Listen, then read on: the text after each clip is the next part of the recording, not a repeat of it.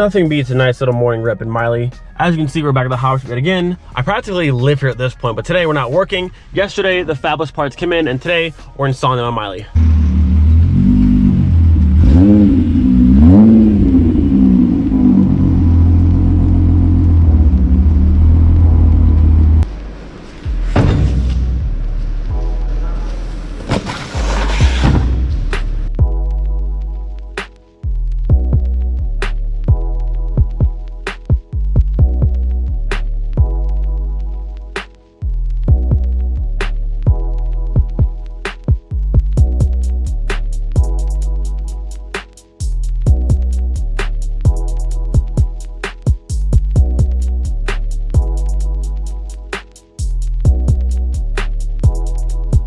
All right, so as you can see, we have some super awesome stuff here from the homies over at Fabless. Make sure you guys check them out. We have the tubular front support here with the solid front mount with the Smith right on it. So cool. Again, shout out to Pete for doing that.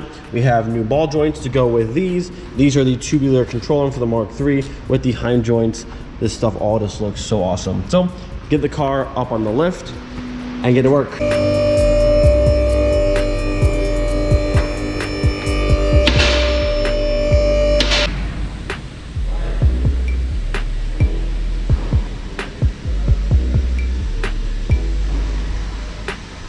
So the plan is to start in the front and do the cross support first, and then we'll move to the control arms. I'll have to go with the stands and support the engine, because once you pull this one off, it's obviously gonna want to drop on you. I actually need to lower the car down first and do the top bolt on the engine mount, then we can drop this down. But there's 2 bolts on the left up in there. I'll remove some of these car pieces, 2 on that side, 2 on this side, and then the 1 engine mount in the center. Also, some of these wires are like zip ties to my crossbar, so I'll have to go through and relocate those a little bit. But it shouldn't be too difficult to swap out. All right, so first things first. If we look down, there you can see the, I think it's 15 or 16, but that's the top bolt for the front engine mount. We must undo that one. And actually that entire bracket in there is coming out in place of our solid front mount. All right, so my plan here is I'm gonna undo that top bolt on the mount right there that holds it to the actual engine itself. Just gonna undo the top bolt, not pull the actual bracket out just yet. Lift up the car, support the engine, pull out the crossbar from the bottom side, and I should be able to reach up from the bottom side, undo the bolt that holds that actual bracket in, swap it out for this solid mount, and then put the cross support up, and we should be good to go. All right, so our top bolt here is now out. Now we should go back up.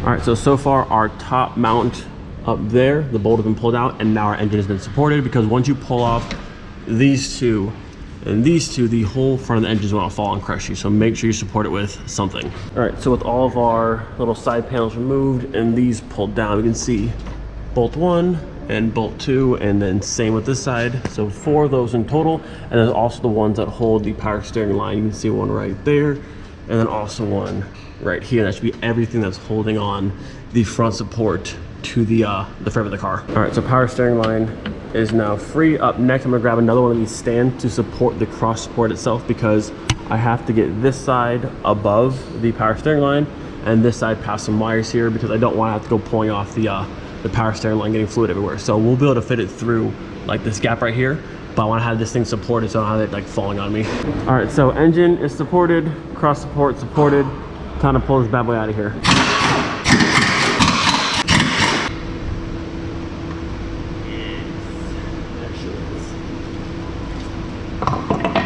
All right, boys, we got her. It was a bit of work getting it past this line, but you can do it without actually having to pull this out, which is good. So now that one is out, and we can toss in our nice fancy new one. Now I don't have an actual scale to weigh this one, but like this one compared to this one, like this thing is way heavier, and obviously it doesn't look near as cool as the Fabless one. So with the new Fabless bar, you want to make sure you use the provided hardware, the new bolts, and the new washers. The factory ones off your car are be far too long. They fit on this one, obviously you can see there, but for the new one, they're obviously much too long. So make sure you use the provided hardware with your kit. All right, one last thing to remove is this mounting back right here. There's a bolt on the bottom left right there. There's one on the top right and one from the starter that goes all the way through to the back right up there. And then once this is out, we can put our new stuff in. So this bracket here was an absolute pain to get out. But thankfully, these little stubby ratchet wrenches are so nice for up in there. So now, with all of this out, old cross member, old mount, we can now get this put onto here and put the entire thing up. I believe this one goes like that. Yeah, the holes line up just like that. Some better lights, you can see the notch piece goes on the back side and it lines up with that hole above, and it just sits just like that. So in your hardware kit here, I already showed you the bolts here go to the frame, 2 on that side and then 2 on this side, and then you have 5 washers and an extra nut in the bag. The nut's gonna go on the starter bolt up there and with the washer. All right, so we have the solid mount up there in place loosely, and also the front bar here also in place loosely. You see it still moves around. You want to put this in loose first to get all of your bolt holes lined up before you go snugging everything down. It also looks like this will go up like this, and I'll be able to put that right there, mounting the power steering line to this little bracket, and then if I rotate this one up over the bar, I can mount this one to that little bracket there. I might be able to get it like this, we'll see. But overall, it's mostly in, and it looks so cool. I love it. So we go ahead and get everything lined up, snug everything down, and then the tubular front crossbar shall be done. Also, peep the logo. I mean, you'll never see it, but I know it's there, and it looks sick. All right, so once you have all of your bolts loosely in place on both sides, now we can go back, snug everything up, and the front shall be done. All right, so the front end is officially done. All of my panel pieces are back in. Had to do a little bit of trimming, make them fit around, but they still do work. And I had to trim this one just a little bit up towards the top. But again, you can see everything still fits. Our whole tubular cross support is in, all nice and sturdy, with the nice polyurethane bushing there, the solid mount going up. This thing is sick. I'm really hyped on this thing. And it looks so, so cool. So moving on from the front, we're now working on the tubular control arms. We have the ball joint up there to pop out of the knuckle. We have the one bolt here, the one right there, and then the 13 holding the sway bar end link into the control arm itself. This side over here, I'm probably gonna have to drop the whole subframe down just a little bit, because you see this bolt is directly behind the oil pan and there's no chance getting it out. So I have to drop the subframe down just a little bit, but these shouldn't be too difficult to get in there, I hope. I hope they're not too difficult to get in there. All right, so I got the old ball joints here out. Look how much play these things have. All over the place. You know, this one just super loose.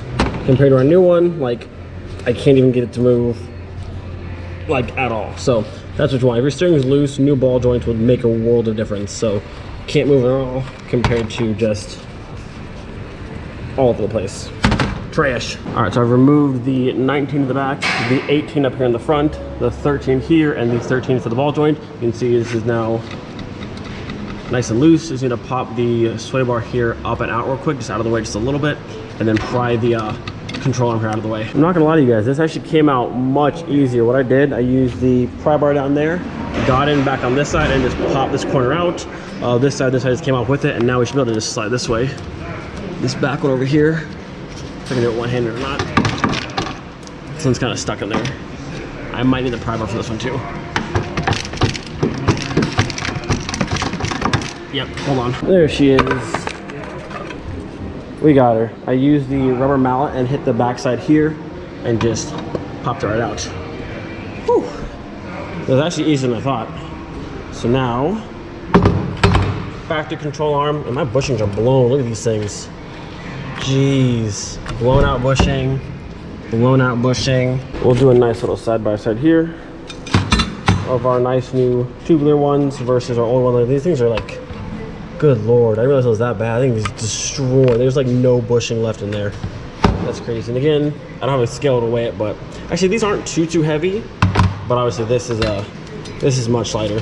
And now we'll have the nice solid heim joints versus having bushings like this. So one out should be a fairly install going back in. So now before we put the new control arms in the car, we're gonna set these ones above these ones and adjust our arms here to match up to the center of this one, and then this one to the center of that one. Then when we put it in the car, it's just about spot on. We might have to do a little bit of adjusting, but for the most part, that should get us where we need to go. And then these pieces here go on either side like this, and then these ones here go on either side like that. And as you can hear, it's now 5 o'clock. All right, so that looks to be pretty spot on with the holes. So tighten up our lock nut here on both sides, and then we can go ahead and throw it in the car. All right, we'll wait to see how thick this is. So this is our before factory control arm. Look how sick this is. The new ball joints in there, everything's back on. Our heim joints are all snugged up with our lock nuts. It's kind of tricky to get these in place, but just take your time and it works out. And if you take your measurements from your factory control arm to these ones, it fits in pretty much first try. I had to adjust it all, so look how cool it looks. And if you're doing this on a Mark III 4-cylinder, make sure this is in the bottom for the tie rod or the sway bar end link on the bottom side. The FM should be backwards on the bottom side, and you should be able to read it from the top side. But look how cool that looks. I can't wait to test these things out. So one more side to do, which is gonna be the pain in the butt side because of this stupid bolt back here. But hopefully not too long. Boring in stock, race car. Let me tell you guys how frustrating it was to get this out. I had to undo majority of the subframe bolts. I even did the engine mount back there. Had to use the pry bar and yank it down so the bolt right here would clear the pan. Oh, that sucked. Absolutely sucked. Okay, one more to go and we're done. Whew. All right, so the passenger side, bit of a pain, but she's all done. Look at that. Tubular front cross support and tubular control arms. Look at that. The bottom of this car paired with the H&R sway bars looks so cool. Look at that. Everything's in, all nice and snug. Oh yeah, plus the new ball joints in there. Tightened up, our lock nuts tightened up, sway bars tightened up. Everything should be good to go. Oh man, I have a giant mess to clean up, but we did it. Now we need it for a drive.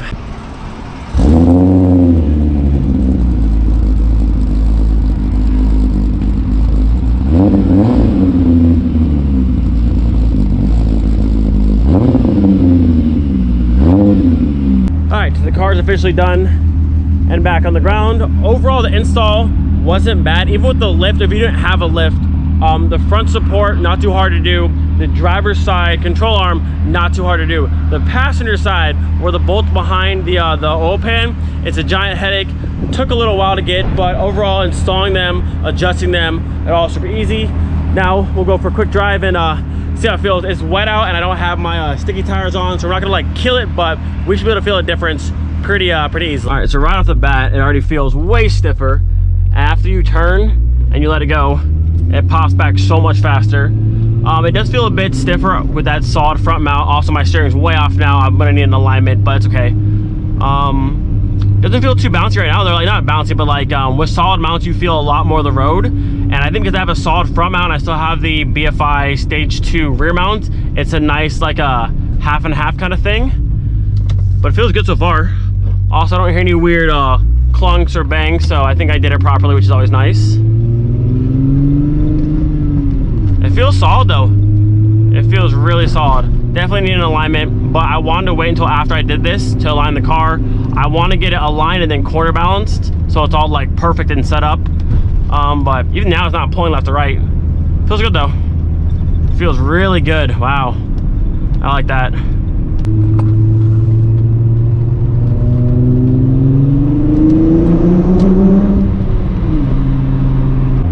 Let's see how she feels.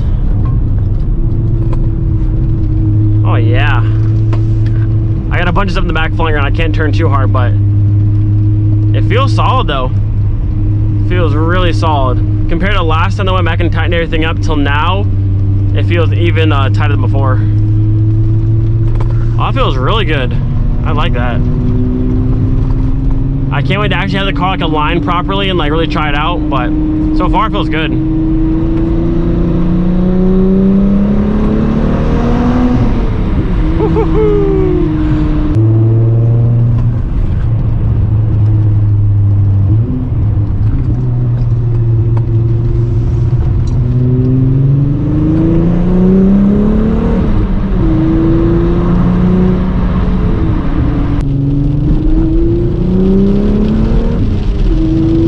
Made it home safe and sound. I do apologize. That was probably the worst like driving review of all time. I said the alignment wasn't that bad. It's actually quite awful. You can see on this side the toe sticking out pretty far, and then on this side is sticking in a little bit. So when you get on the gas, it wants to just pull over the place. But it's okay. I don't think it would have done the control arms of the tubular front end justice doing a full review with a horrible alignment. So once the car is corner balanced and fully aligned, I'll put the NS2Rs back on here and we'll do a full review, rip into some corners and get the full potential of this setup. But with that being said, even though the alignment on the car now is crap, it still felt great. Turning, everything felt very, very solid. The solid front mount in the front with the polyurethane bushing, you feel more bumps in the road, but it's not like overwhelming or like annoying. It feels very solid. The whole entire setup feels really good. I'll be interested to see on the Savoy, because on the Savoy we have the solid trans mount and solid rear engine mount. I'll be curious to see how it differs from how this one feels, because in the back of my car right now I have the BFI stage 1 or stage 2 like the bushing mounts in the back. I'll be curious to see how it differs from this one to that one. But either way, the car felt good. Like I said, I cannot wait till the car is corner balanced and fully aligned. It's gonna feel amazing. That'll be it for today's video. Hope you guys enjoyed. Again, massive shout out to Fabless Manufacturing. These parts, they look amazing, they feel amazing, they perform amazing. Like they're just overall awesome pieces to have. If you want some, links are down below. Use my discount code. Again, just shout out to Fabless. They're always hooking it up with the coolest products. Again, hope you guys enjoyed it. Do not forget to be thankful for every single day. We'll see you guys next time. Peace.